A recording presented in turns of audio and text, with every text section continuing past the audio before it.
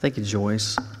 Growing up, I had a cousin whose name was Dale, and Dale was probably 6 or 7 years older than me, and so that meant he was in clothes that were much bigger than I was wearing at the time. But the good thing is my aunt would periodically give me stuff that Dale had outgrown and would pass it down. And so sometimes, in addition to clothes, there would be toys or other stuff as well. The thing that stands out most significant to me that I ever received from Dale is that apparently he played some Little League football, and I got Dale's old football uniform. And it was helmet, jersey, pants, pads, everything except cleats and a mouth guard. And to say that I was excited to get this is an understatement. And it wasn't that I was on a football team, but man, I was so excited to get this uniform. It's kind of like the Ernest T. Bass. I got my uniform. Anyway, so I get home with this, and I go into my room and I change. It's pretty easy to figure out where the shoulder pads go.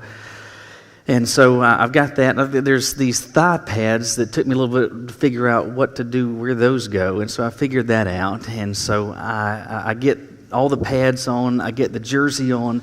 I get the helmet on, get the chin strap on. I guess he played for a team called the Rams. And so it was a blue helmet with a yellow horn on the side. And I put some tennis shoes on just so I've got some shoes to be able to walk out. And man, I feel like I'm a tank right now. I'm just so thrilled. And I come out of my room and I go outside, and I am so excited to be decked out in this football uniform. And I just feel virtually indestructible. I need to try this out. But I've got a problem. For one thing, I don't even have a football. So I've got a uniform but no football, and you kind of need a football if you're going to do something with a uniform. But besides that, I'm wanting to try this out and to see how much this padding and all this stuff protects me. But the challenge is I don't have anyone to tackle me. I don't have anyone to hit me. I don't have anyone to give me a blow to the shoulder or something like that to see how much these pads are protecting me. So without that, I started to do some bizarre things. I would plow into the ground. Or we had a clothesline with a metal pole, and I would kind of run into that. I don't know if any of our neighbors saw me, but if they did, my guess is the conversation went something like this. That Owens boy, probably not going to cure cancer. Anyway, I was doing the best I could do just to try this out, but ultimately, I just wound up looking silly. Now, why did I look silly? Well, it's not because I didn't have the uniform. I had the uniform. I had all that. The problem, though, is I didn't have anybody else. Football, you're aware of this fact, is by definition a team sport. In fact, most sports, the vast majority of sports, whether it's baseball, whether it's soccer, whether it's wrestling, whatever it is, most sports are team sports. Most games are games that involve other people. In fact, there's only one game that you can think of that doesn't involve anybody else, and that's called solitaire. But everything else requires other people. Sports do, games do, but there's something else that requires others, and that's this living a life as a follower of Jesus. That it is God's plan that this be done not in isolation, but it be done as part of a team sport. That we do this whole following Jesus thing, that we do this together. But why is that? Why is it that God wants us to not simply become a part of His family, but become part of His family and be connected with the others that are part of His family, that we operate as a family and as a team? Why is it that God wants us to do that?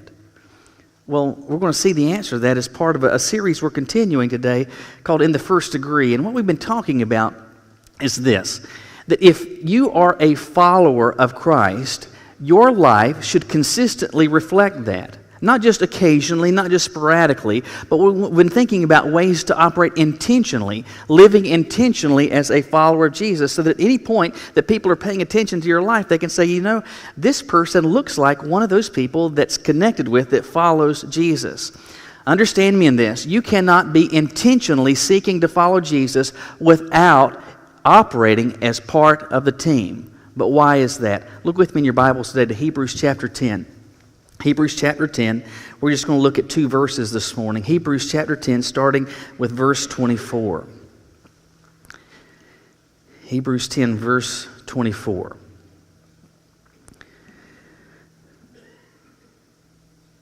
You'll hear me say occasionally that the writer of Hebrews, there's some that believe that Paul wrote this. They could be right, they could be wrong. In truth, we don't know exactly who wrote Hebrews. That's why consistently the most accurate reflection is to say the writer of Hebrews. And so God uses the writer of Hebrews in verse 24 to say this: "Let us watch out for one another to provoke love and good works, not neglecting to gather together as some are in the habit of doing, but encouraging each other, and all the more as you see the day approaching."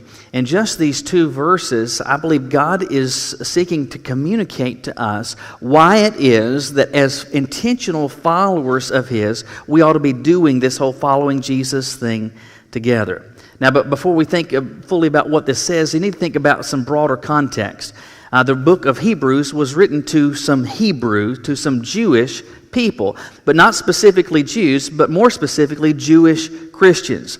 And if you were a Jewish Christian in the first century, things were not easy at all for you. Life was particularly difficult.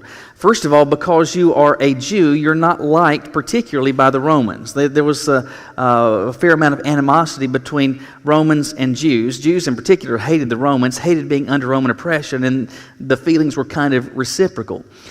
Besides that, if you were a Jewish Christian, you were viewed by your Jewish community, by your Jewish brethren, as someone that has effectively turned their backs on formal Judaism, that you've turned your back on the Old Testament, that you've turned your back on the law of Moses, and ultimately that you've turned your back on God and you followed some New Age cult, essentially, is how they viewed these Christians that had come out of Judaism. So if you are a Jewish Christian in the first century, you are feeling pretty isolated. You've got your own community that has spurned you and is rejecting you.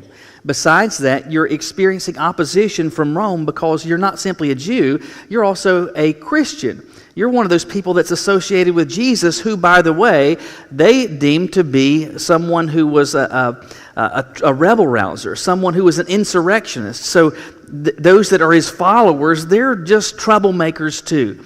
So for a Jewish Christian in the first century, especially late first century, things are very, very difficult. And among other things, you are going to feel particularly isolated. People that you had grown up in the neighborhood with won't have anything to do with you. Some people who you used to buy stuff from, they won't even sell you things anymore. People that you used to sell things to, they won't do any business with you. Maybe in some cases, it was family members who would no longer invite you into their home, that you were essentially dead to them. So there's official governmental persecution. There is even local community opposition, but even at the family level, out and out rejection and ostracization. It's lousy. It's lousy. So if you are a Jewish Christian in the first century, what are you tempted to do? You're tempted to say, you know what, this stinks. This is more than I signed up for. I like this whole gospel of Jesus. I like this thought of going to heaven. I like forgiveness of sins. But my goodness, this is so much worse than I ever envisioned. You know, if I at least said, hey, I want to take back that whole Jesus thing, my Jewish community might accept me. They might let me back into the family. They might let me back into the store. They might let me back into the community. So the temptation is to walk away from Jesus. And so God is using the writer of Hebrews to encourage these early believers to say, listen, do not do that. The faith that you have once professed, stick to this. And he begins to make the case why Jesus is superior to the angels, why Jesus is superior to the law, why Jesus is superior to the prophets, and why the sacrifice of Jesus is not one that has to be done over and over and over again. Stand firm. Do not abandon this. Do not walk away from Christ. As they are encouraged and being encouraged to remain connected with and remain as followers of Jesus, given the persecution that's going on, doesn't it stand to reason and doesn't it make a whole lot of sense that God is using the writer of Hebrews to encourage these other believers to stay connected with each other? because many of them are feeling very much like islands unto themselves, very much ostracized, very much isolated, very much on their own. And so you have God trying to make the case for them, to encourage them to operate together, not to walk away, not to abandon the faith. And as they do that, to make sure that they are operating as followers of Jesus in connection with other believers. This is, in fact, a team sport. Other believers need you, and you need these other believers. With that as context, you look again at verse 24, where it begins by saying, let us watch out for one another. Let us watch out for one another. A literal translation of the words that are used there would convey this idea. Give careful thought to. Give intentional thought to. Careful thought towards each other. There is, I believe sincerely, not just a link, but an inextricable link between that which we think about and that which is important or valuable to us. Let me give you an example. We don't go to see a movie very often. Every once in a while we do, because these days you got to take out a loan, I think, to go. And so, but occasionally the kids will be invited with somebody else, and they'll go see something with a friend or some friends. And when they come back, they all want to do this to some degree, but we've got one of our children that will remain as yet unnamed that is just notorious for this. They'll come back and they want to tell you about the movie. When they tell you about the movie, it's not to say, it was really good, I enjoyed it, it was funny, it was whatever.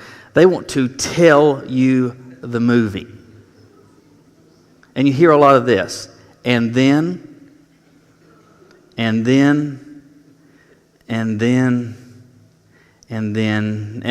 we've got one that is the absolute worst at this. And he comes back not to tell you about the movie, but he comes back home to tell you the movie. And I'll listen to just a little bit of this, but finally I'll say, listen, time out. Listen, I love you. I really do. But I don't care anything at all about that movie. And I'm glad you had a great time, but you don't need to tell me about all of that. And so I stopped the discussion about this. I stopped hearing about this because I don't want to think about this. I don't want to hear about this. Why? Because it doesn't matter to me. I don't care. I really don't. It doesn't matter to me. We don't want to think about, we don't want to hear about, we don't want to give consideration to stuff that doesn't matter to us, right? And that's true across the board. That's true as it relates to movies, that's true as it relates to politics, that's true as it relates to economics, that's true as it relates to people, it's true as it relates to spiritual things. We do not want to think about, and we will only think about the things that have some measure of consequence, that have some real measure of value to us. You take that thought and put it back into verse 24, where, again, the writer says to watch out for or intentionally think about, give careful thought to one another. Now, what does that suggest? It suggests that we ought to be thinking about, in fact, intentionally thinking about, carefully thinking about each other. Why? Because it should be that we matter to each other. That the other followers of Jesus that are in this room along with you, that they matter to you, that you are not indifferent to them, and that they are not indifferent to you. And again, candidly, I believe this to be in part a litmus test. If the other followers of Jesus, if they do not matter to you, if the family of God, you're like, whatever. If something good or something bad or something consequential or inconsequential happens, if that doesn't register to you, if that doesn't make any difference to you, that's an indicator that there is a real problem. If the family doesn't matter to you, it's possible that you may not be actually in the family. Let us consider one another, intentionally think about each other. Why? Because as part of the family, it should be such that we matter to each other. That I matter to you, you matter to me, that we matter to each other. After all, again, this is a team sport. But why, again, is it that we should operate that way? Why is it that it's not just okay for us to operate in isolation? based on what the passage continues, it communicates a couple of principles. He says, let us watch out. Let us think about one another intentionally, carefully giving thought to each other.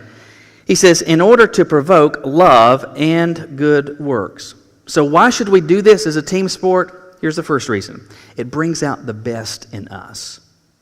Us operating together brings out the best in us. Notice what the writer says in verse 24. It provokes love and good works. The word provoke or provocation is a word that most of the time we think about in a negative context. We'll say, don't provoke him, don't provoke her, or they were trying to provoke me. Most of the time we use that negatively, right? But for provocation or to provoke is essentially a neutral thing. It can be positive or it can be negative. Let me give you an example. For a period of years, if you were traveling between Greensboro and Charlotte, you remember when they were doing the Yadkin River Bridge, when they moved it from one side to the other, put 8 new lanes. It moved mountains, created mountains. It was a massive work that took literally years to do. And as that's going on, if you left Greensboro and was like we were going to family, you'd be fine for the first while, but about the time you hit Lexington, then all of a sudden you hit this construction zone, and it was just terrible. But you would finally come out of that, and there was a curve that you would hit on 85 headed towards Salisbury, and the speed limit was, this is when you were getting ready to go in the construction zone. The speed limit was going to go from like 65 or 70 down to 55, and you would come out of this curve, and when you would come out of this curve, there would be a state trooper car sitting there in the median. And it took me a number of trips to notice this, but that state trooper car was always empty. There was never a trooper in that car, ever. No radar gun active, nothing. It was just a North Carolina state trooper car parked there. Why do they do that? Because when you see that, what do? You feel led by the Spirit to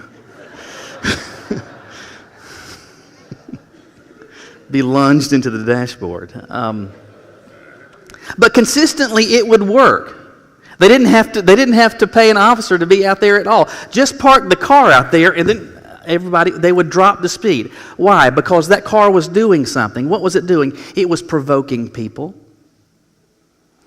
Provocation, or to provoke, by definition conveys this thought, that you are motivated by some act to do something you would not otherwise do.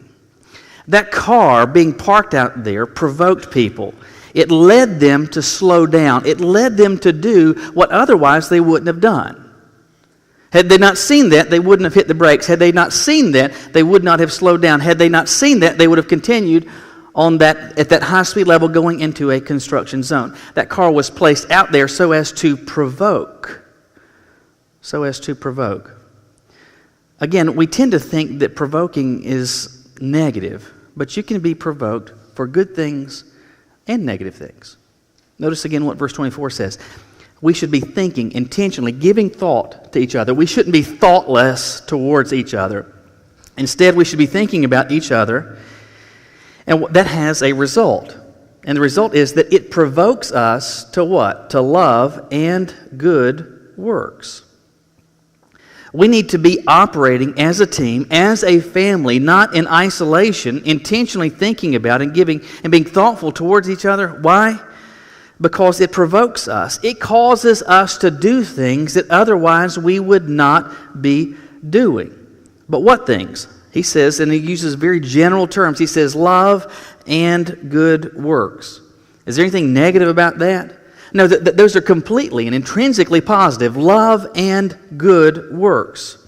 The thought I want you to get is this.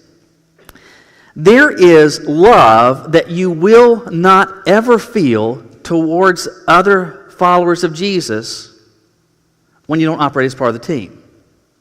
There's love that you will never ever receive as someone that professes to be in relationship with Christ when you don't operate as part of the team.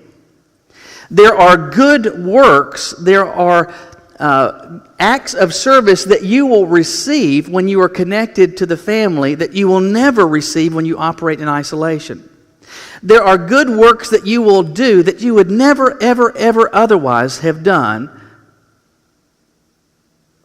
if you weren't part of the team.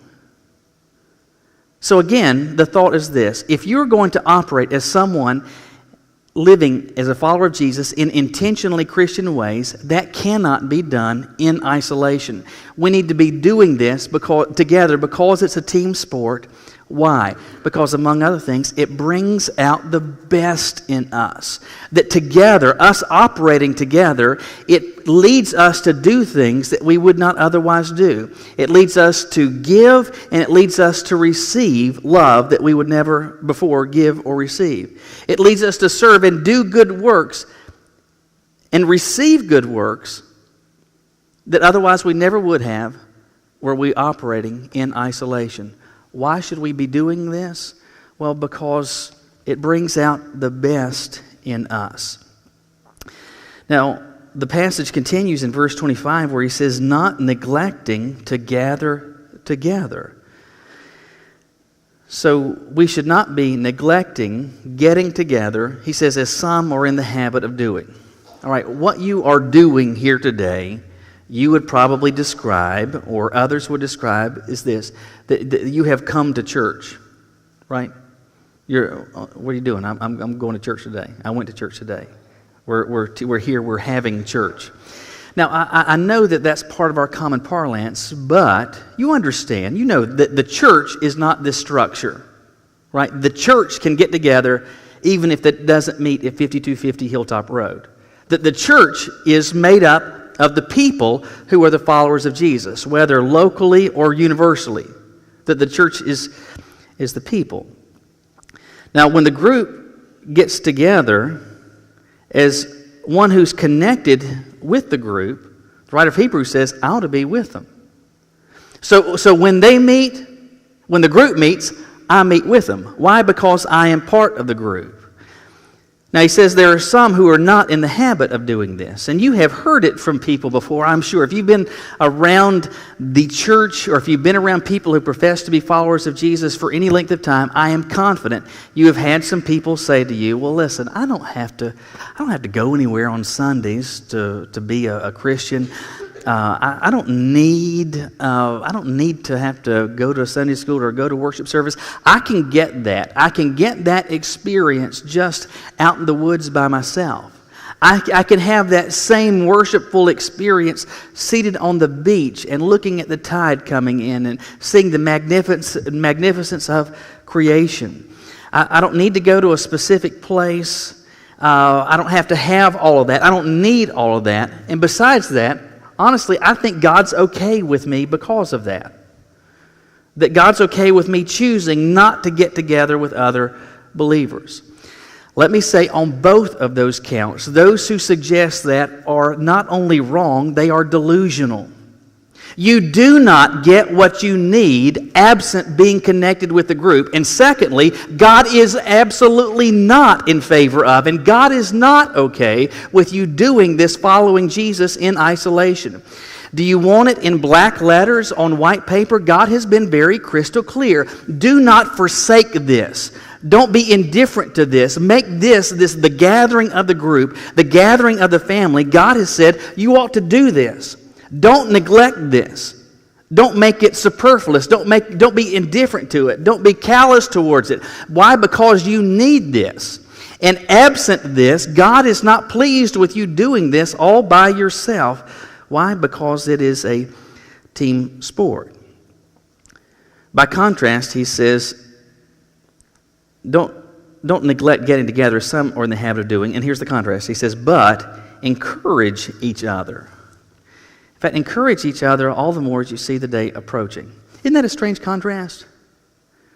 So he says, let us gather together, but some are not in the habit of doing that, so some are not doing this. And the contrast is to encourage each other. It's an unusual contrast, but if you think about it, it makes sense. It's actually pretty logical. How is it that you can think intentionally about the body? How is it that you can intentionally think about and give intentional thought to other followers of Jesus when you're not connected with them? How is it that you can promote or provoke love and good works? How is it that you can receive love and good works when you're not connected with the team? How is it that you can encourage other followers of Jesus? How is it that you can receive encouragement from other followers of Jesus when you're not connected with the team? It makes sense. You've got some who are not in the habit of doing this. On the flip side, he said, I want you to encourage each other. And that cannot happen when you're doing this as part of the team. He says, encourage each other, and this is the catchphrase at the end of it. Do this all the more as you see the day approaching. All right, so the question that this passage answers for us is this: why do we do this? Well, the first thing that we talked about that the passage makes clear is that it brings out the best in us. And here's the second reason. It's going to get worse before it gets better.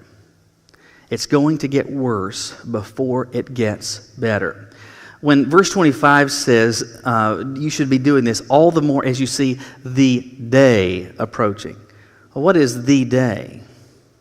Is it your birthday? Is it Christmas? Is it St. Patrick's Day? Corned beef goes on sale? What is the day? Because it sounds like whatever the day is, that's pretty important. It's pretty important for understanding what's going on in this verse. What is that talking about? Well, the day that he's talking about is the day that Jesus comes back. Now, I recognize that the Bible gives us some descriptions. In fact, in some cases, some significant descriptions that paint a picture for us what it is going to be like when Jesus returns, what it's going to be like before he returns, and what that's going to kick off. Now, one of the things that hopefully you recognize is this, that the return of Jesus, for those who are followers of Jesus, things are going to be okay. In fact, things are going to be a lot better than okay. That signifies both those dead and alive, those who are followers of Jesus, that it becomes the beginning of a wonderfully, wonderfully, eternally positive end to the story.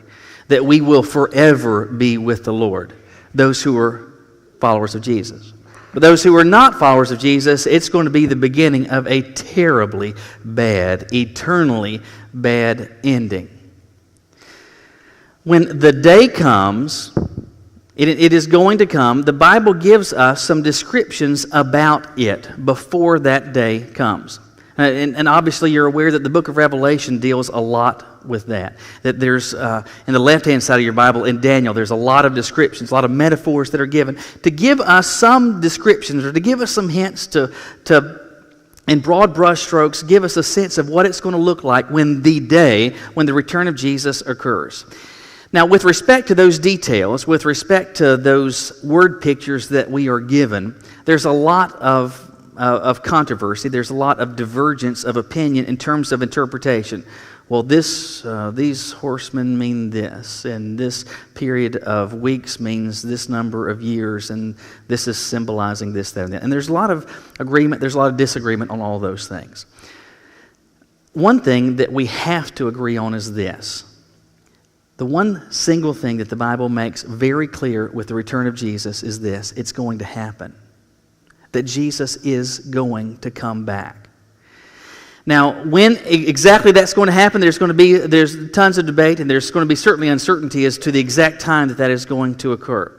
The one thing that we know for certain that the Bible makes crystal clear is that Jesus is coming back. But the Bible also makes very clear this: before Jesus comes back, things are going to get bad.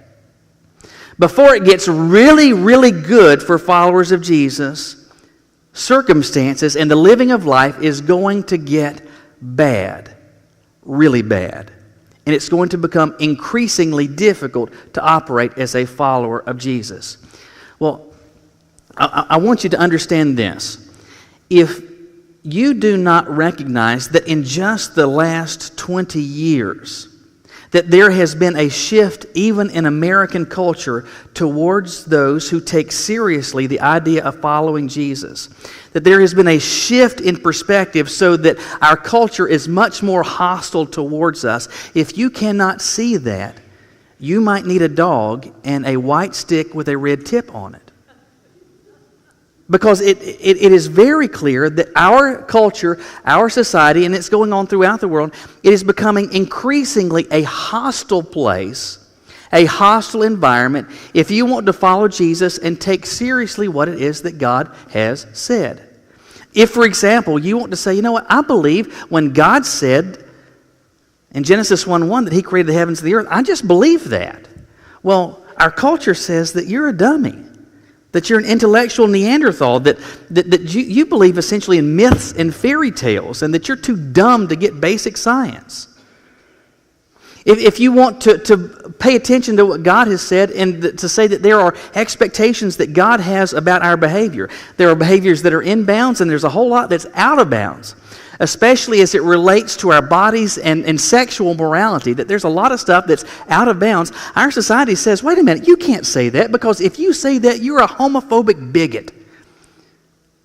You're a nasty, hateful person, and you're the modern-day equivalent of a moral Nazi is what you are. You're a nasty person. And it's becoming even now to the point where if you just believe something as simple as this, that we are fearfully and wonderfully created in the image of God, male and female, He created them, to just say that. What is the matter with you? You hateful person, don't you know that there's like 31 genders? Now, again, you realize, I don't know if you know this, 6 states already in this country, their state legislatures have already passed, it is the law of the land in 6 states that there is a third gender that can be placed on a birth certificate. That's the law. Again, I'm telling you, it has become and is increasingly getting difficult. The heat is getting turned up towards those who are followers of Jesus and attempt in even the most remote way to take that seriously. Bear in mind, not only has that been occurring, the heat is getting higher. And it's going to get worse. It's going to get much worse.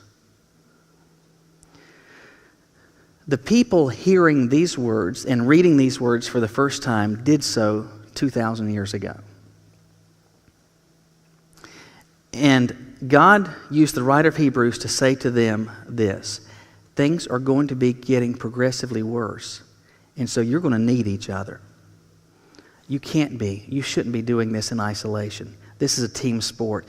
And as things get worse, it's going to highlight how much it is that you need each other, that you ought to operate and be operating together. So it's getting worse. You need to stick together. They needed to hear that 2,000 years ago. Well, if it gets worse before it gets better, how much worse is it 2,000 years later? We're much closer. We are 2 millennia closer to the day than they were. If they needed this then, how much more do you need this today? If you're going to take seriously the idea of following Jesus and living in intentionally Christian ways, it has to be that you do this not in isolation, but as part of the team, as part of the family.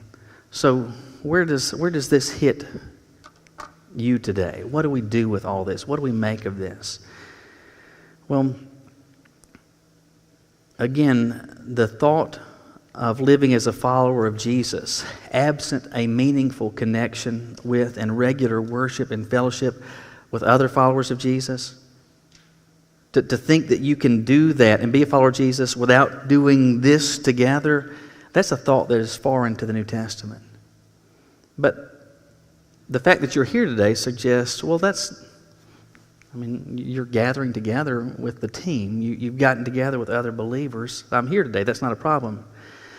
So for some of you, maybe what it is that God is showing you is this, that He wants you to formally connect, not simply with the team, but with this team.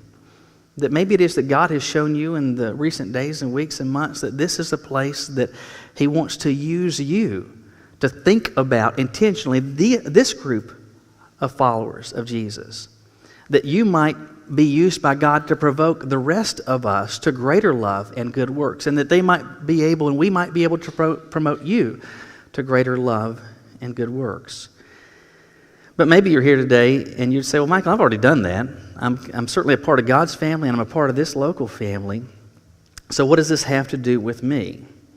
I'm here today. I'm here, a lot of times. I'm here kind of regularly.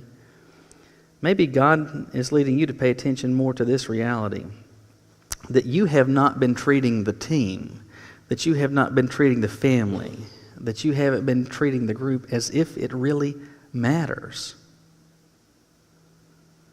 That when verse 24 says for us to watch out for, to give thoughtful consideration towards each other. I mean, you think about, on Sunday mornings, those that are kind of near you, but that's kind of it. You leave here, and then you kind of check out. You check back in with your neighbors. You check back in with your family. You check back in with classmates. You check back in with folks that share your section of cubicles. And maybe what it is that God is showing you is this. If these that you're connected with, if they really matter, you'll think about them. You'll give intentional thought towards them. And as you do that, it's going to provoke you to love them more and to do greater works with them. And the more you do that, the more they're going to love you. And the more it is they're going to promote you to do even greater works for Christ. In short, what I want you to understand is this. What we are doing, this whole idea of being together, this whole idea of being a family and being a team as followers of Jesus, as a follower of Jesus, you need this. The question is, do you operate as if you believe it? Will you bow your heads with me? Just a moment ago, I talked about some ways in which God might be using what we've talked about this morning to intersect your life, your attitudes, your thoughts about the family, about the church, about the team. Some specific ways that He might be prompting you to make a decision, to make a choice, whether it's to formally connect with this church family, whether it's to change your attitude so that you decide, I want to start acting as though and thinking about other followers of Christ as though they matter, because God's made it pretty clear, I need them. They need me. So I can't be thoughtless towards them. If that's you, God's wanting you to make a decision. Just a moment, we're going to have a time for you to be able to do that. And some of you need to make a decision that has tangible results. Maybe it is just kneeling in His presence to pray. You don't have to do this. You can pray right where you are, but maybe God's leading you just to kneel in His presence. Maybe it is that God's leading you to formally connect with Gate City. But maybe where this has struck you is this, that we've been talking about being part of the family, being part of the team, and you're realizing God is helping you through the power of His Spirit to realize that has never happened. You might have joined a church, but you never truly became a part of God's family. That the first decision about beginning a personal relationship with Jesus, somehow, some way you bypass that. You know stuff about Him, you know the stories, but you haven't ever really truly begun a relationship with Him, or you're unsure about that. If that's the case, don't leave here with a question mark. Don't leave here with uncertainty. Just a moment, you can leave where you are. You can come share that with me. I'll begin the conversation with you. I'll pray with you. If you're scared of that, find me afterwards. I can share with you, give you as much time as you need. Because more than you need the rest of us, you need Jesus. Why? Because the day is approaching. And it's not going to end well for those who are outside of Him. Maybe there's some other burden you came into this place with that you don't want to leave with. That you just want to say, Lord, this is what's on my heart. I just need to give it to you. Maybe there's some other way that God's speaking to you. I just believe that He speaks because He wants us to hear it and He wants us to respond. And my prayer is that you will. God, we thank you for giving us the ability as your followers to not just do this as a game of solitaire. That it's not just all about me. It's not just all about just those in my household, but I'm part of something far bigger than myself. Not simply far, and beyond that, it's far bigger than Gate City. And I'm a part of a family. I'm a part of a team. I need to act like it. I need to think like it, because it brings out the best in me. Because it's going to get worse before it gets better, and I'm going to need them. They're going to need me. And so, God, as you're calling us to make specific choices and decisions, I pray that we will. We ask that of you in Christ's name. Amen. I'm going to ask if you would to stand. Our praise team's going to lead us.